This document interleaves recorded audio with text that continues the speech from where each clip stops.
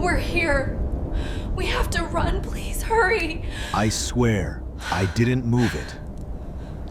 It is the most common phrase spoken in dark rooms, lit only by candles, for over 100 years. You are sitting knee to knee with your friends.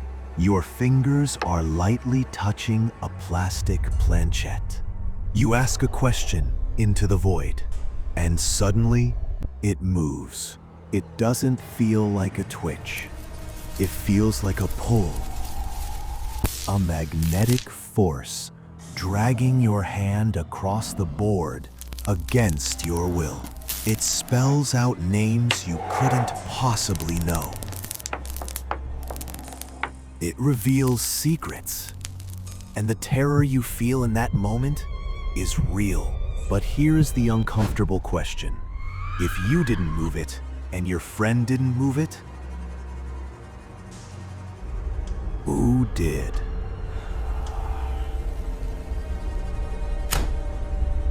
Is it a demon? A spirit from the other side? Or is it something far more complex? For centuries, we have looked for the answer in the spirit world.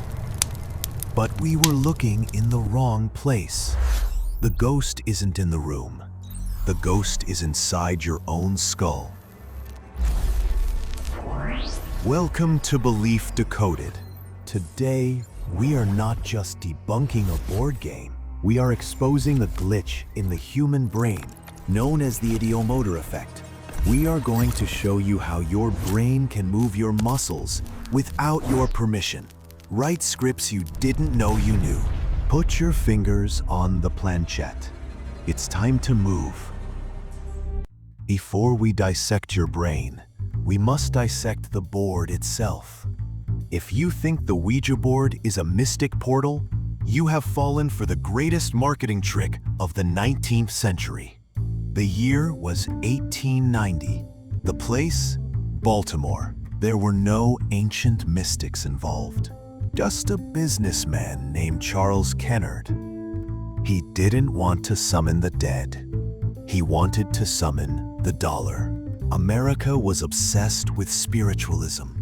But where did the name Ouija come from? The company claimed it meant good luck in Egyptian, but historical evidence strongly suggests this is almost certainly a myth. Most historians point to a mundane origin. On the naming night, Elijah Bond's sister-in-law was wearing a locket with a portrait of her favorite author, Ouija. In the dim light, Ouija likely became Ouija. The terrifying name of this demon board is essentially a typo of a Victorian romance novelist. For 80 years, the Ouija board was sold in toy stores next to Monopoly. In the 1920s, it was famously known as a dating game. Couples would use it as a flirtatious excuse to hold hands. So when did it become the doorway to hell? 1973. The Exorcist. Before this movie, people thought the board contacted grandma. After seeing a child possessed, the narrative changed. Sales spiked, but now they were driven by fear. The demon wasn't in the board. It was planted by Hollywood. We learned to be afraid of a piece of wood. But history doesn't explain the feeling. Why does the planchette move if no one is pushing? This is where neuroscience gets terrifying. It creates a zombie shortcut. You believe you control your body. Usually, the signal goes to the pre-SMA, which adds a tag that says, "I did this."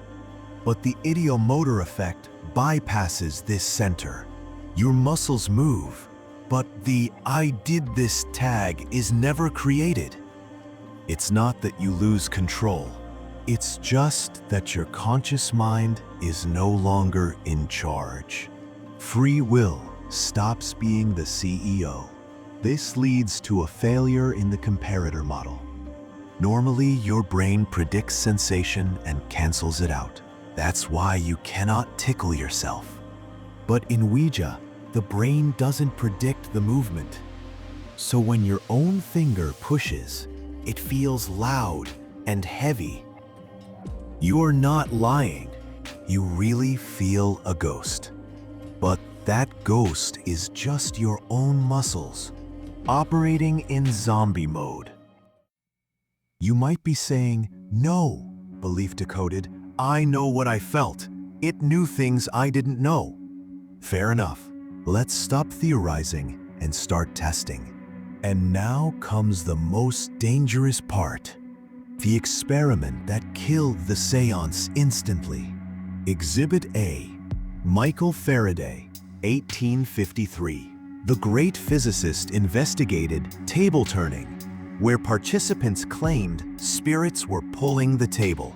Faraday built a clever device, layers of cardboard separated by glass rollers. He hypothesized, if the spirit moves the table will move first, dragging the fingers. Bottom card moves first. If the participants move, the fingers move first. Top card moves first. The result? The top cards always slid forward first. The force was coming from the hands, not to the hands. When Faraday showed the participants the device, giving them visual feedback, the movement stopped instantly. The ghost died the moment they realized they were doing it. Exhibit B. The Blindfold Test. This is the ultimate proof. If a spirit is guiding the planchette, the spirit should be able to see the board even if the medium is blindfolded. A ghost doesn't need your eyes, right? In experiment after experiment, from academic studies to Penn and Teller, when participants are blindfolded, the board stops making sense. It spells gibberish. It misses the letters completely. But the most damning version is when researchers rotate the board 180 degrees without telling the blindfolded subjects. Where does the planchette go? It goes to where yes used to be. The spirit suddenly loses its GPS. Why? Because the spirit relies entirely on your visual cortex. If you can't see the letters, the ghost is blind. But what about the messages? How do two people spell out murder perfectly without speaking? This is called group predictive coding. Imagine the planchette moves slightly to the letter M. You didn't do it intentionally, and your partner didn't either. But now, both of your brains are racing. What word starts with M? Your brain guesses mom, money, or, given the spooky atmosphere, murder. A 2018 eye tracking study revealed something incredible. The participants' eyes consistently looked to the next letter hundreds of milliseconds before the hand followed. The eye was leading the hand. The brain was predicting the word.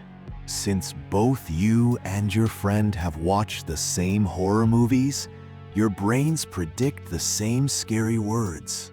You are completing each other's sentences, physically, without saying a word. It is not a seance. It is a collective hallucination powered by shared culture. And what about the secrets? That is implicit memory.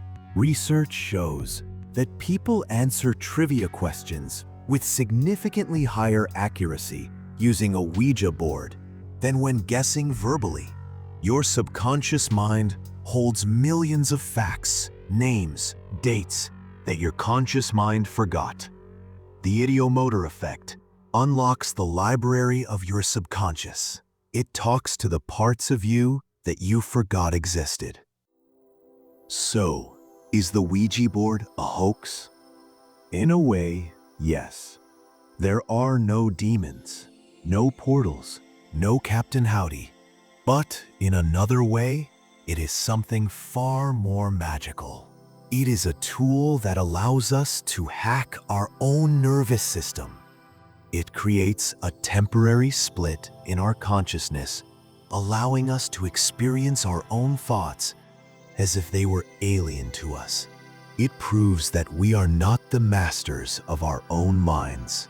We are just the passengers. The monster isn't under the bed. The monster is the complex machinery of the human brain. So the next time the planchette starts to move, don't be afraid of the ghost. Be amazed at yourself. Thanks for watching Belief Decoded. If you think your memories are safe, think again. Next week, we enter the multiverse to explain the Mandela Effect. Why do millions of us remember a history that never happened? Like and subscribe to stay in this reality.